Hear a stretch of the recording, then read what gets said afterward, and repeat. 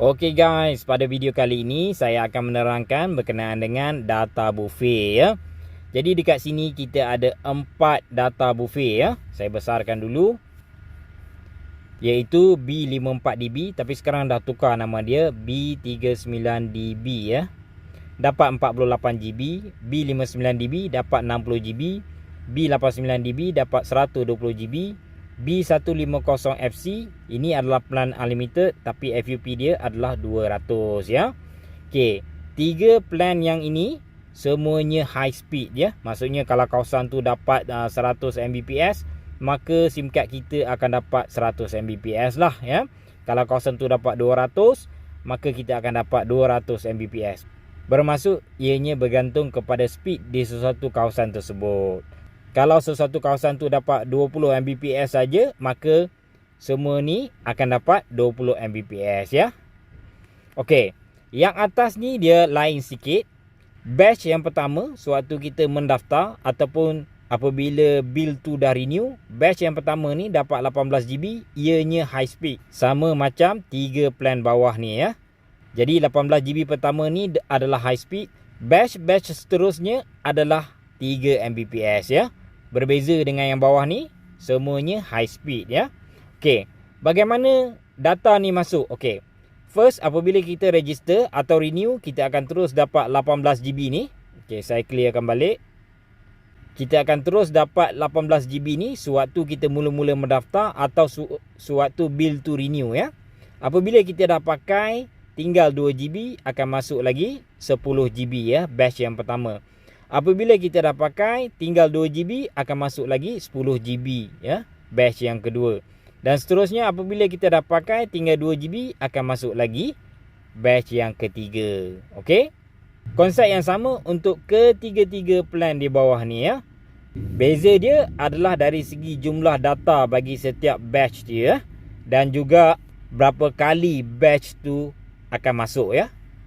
Dalam kes yang pertama ni hanya 3. Yang ini 5, yang ini 4, yang ini 7 ya. Okey, sekarang kita cerita pula berkenaan dengan data yang carry forward ya. Data yang carry forward, okey, saya besarkan kembali. Okey, data yang carry forward contohnya lah kita memang pakai sikit. Katakanlah kita pakai hanya 10GB untuk 30 hari tersebut. Jadi 18 tolak 10, maka ada 8GB saja. Jadi yang carry forwardnya adalah 8GB sahaja ya. Okey, katakanlah contoh kedua, kita pakai lebih banyak sikit. Kita pakai habis tinggal 2, masuk yang ini. Batch yang pertama ni masuk. Menjadikan total 12. Lepas tu daripada 12 ni, kita hanya pakai, katakanlah kita pakai 8, tinggal 4. Jadi yang carry forwardnya hanyalah 4 yang sudah masuk batch dia. 2 lagi batch yang tak masuk ni tidak dikira ya. Bermaksud dekat sini hanya data yang telah masuk di dalam kaunter kita sahaja, baki yang dalam kaunter tu saja kita boleh carry forward ya. Saya clearkan semua. Kita pakai sewaktu mula-mula kita register ataupun renewal bill tu, habis tinggal 2, masuk 10. Menjadi 12. Kita pakai tinggal 2, masuk 10. Menjadi 12. Kita pakai tinggal 2, masuk lagi 10, tinggal 12. Okey, katakan yang akhir ni. Daripada 12 tu, pada hari ke-30 kita sudah pakai contoh. Kita pakai 9, tinggal lagi 3. Jadi yang carry forward tu adalah 3 tu saja.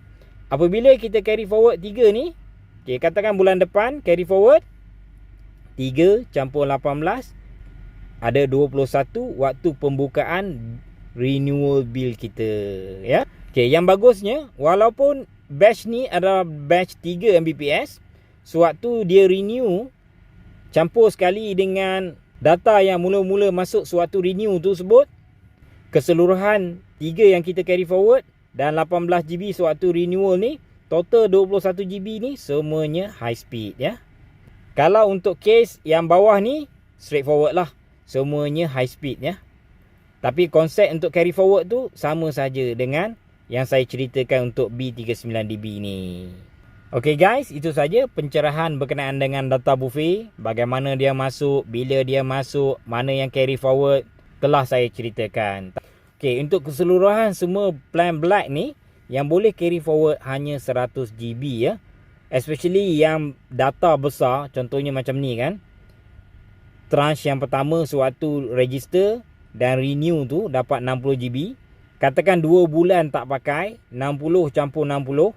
Maksima yang boleh carry forward hanya 100 GB saja. Ya. Jadi kalau 3 bulan tak pakai dapat 60 kan. Nak ikutkan 180, tapi sebenarnya kita hanya boleh carry forward 100 GB saja. Okey guys, itu saja pencerahan saya berkenaan dengan data buffet. Kalau masih belum faham, boleh bertanya di dalam grup ya. Buat rakan-rakan yang berminat, sila join dengan rakan-rakan Team Titan 1 Malaysia sebab tawaran kami bukan sekadar SIM card. Kami berikan sekali apps top up berkomision paling tinggi secara percuma kepada semua user-user dan dealer-dealer di bawah network Team Titan. Ianya akan memberikan penyematan 5 hingga 8% seumur hidup dan boleh menjadikan bil top up kita menjadi percuma. Jadi rugilah join hanya dapat SIM card, sedangkan join dengan Team Titan bukan sekadar SIM card yang dapat, tapi dapat SIM card dan juga dapat apps top up berkomision paling tinggi dekat Malaysia.